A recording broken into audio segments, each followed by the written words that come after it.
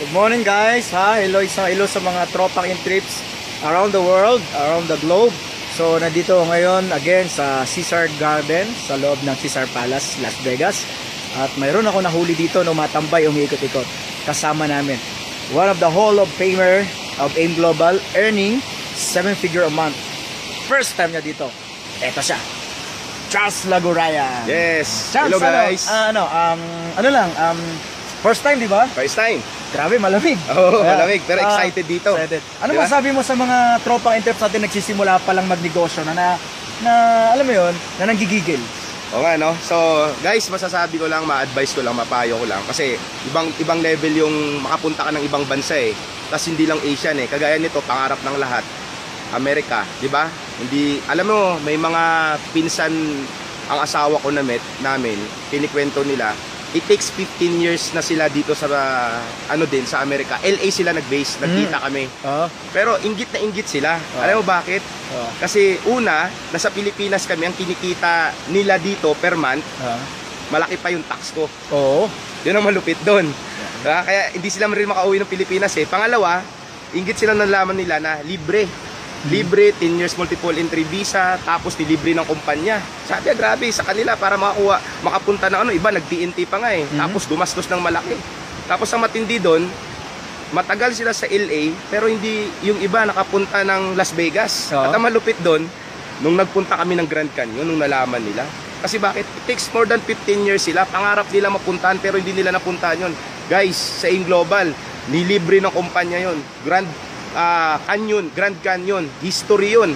So dito, tapos Las Vegas, dito kami nakatira sa Grand Caesar's Palace. Alam mo ito, natutuwa ako nung nakita ko, shock ako. Alam mo bakit?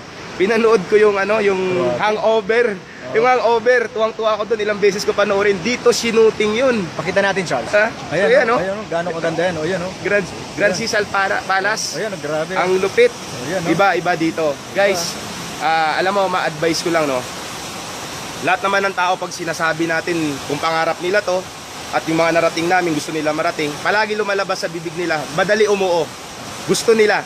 Lahat naman walang ayaw kasi libre na, kumikita pa. Ako guys, magto 2 weeks na ako dito. Kanina nag-ingkas ako kasi linggo.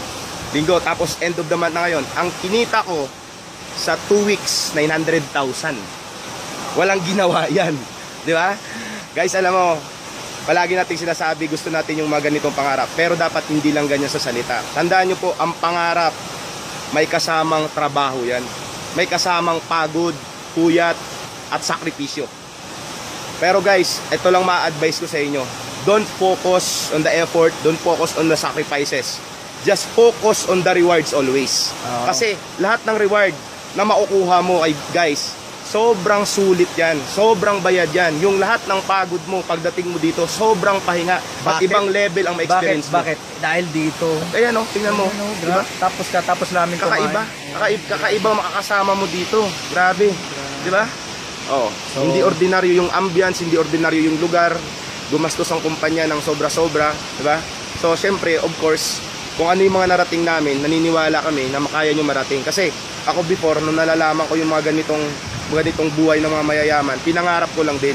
Oh guys, totoo lang, isa lang sigurong bagay na nag-enjoy ako manood dito, gumala, pero yun nga lang, sa communication, hindi ako mag-i-enjoy. Kasi kanina nga lang, nung naligaw ako doon sa table, may nagtatanong sa akin, nag-i-English, tinatalikodan ko kasi bakit? Ang hirap mag-English eh, di ba? So, tiniis ko na lang hanapin yung kasama ko kaysa magtanong, di ba? Alam mo, pero itong message ko guys, pag sa ganitong opportunity, kung ikaw yung taong hindi ka magaling mag-English, di ba? Wala kang chance pumunta ng Amerika kasi para magtrabaho, para aralin mo yung English eh. Pero dito guys, kahit na hindi ka magaling mag-English, hindi mo na kailangan mangarap ng Amerika para magtrabaho. Dadalhin ka dito ng kumpanya ng libre. Huwag ka mag-alala kahit hindi ka marunong. Kasi bakit? Marami namang marurunong eh. So sumama ka na lang sa magagaling. Okay? So bye-bye guys. Thank you very much. Love you. Okay. Happy networking. Happy networking guys. Tandaan nyo kung ano narating namin. Gusto rin namin marating nyo yun, kaibigan. So, tandaan nyo, yung effort, yung pangarap, tinatrabaho, sinasakripisyuhan, pero focus the rewards always. Yeah. Okay? God bless. Ito siya, pakita natin. Yeah.